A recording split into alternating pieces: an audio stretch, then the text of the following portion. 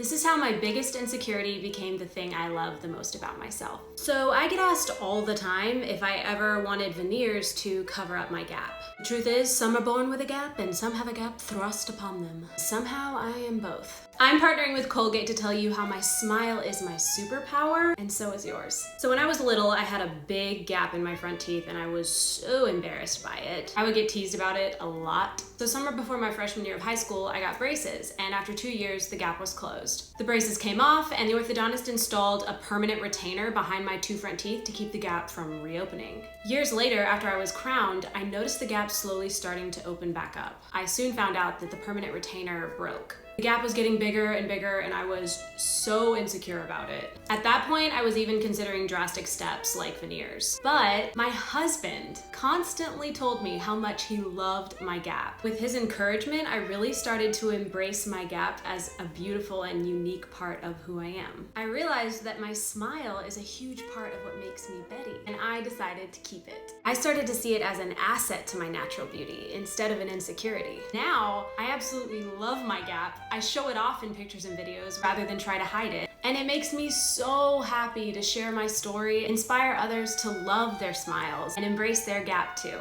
Check out Colgate's The Beauty of Gaps music video at the link in my bio and celebrate all healthy smiles.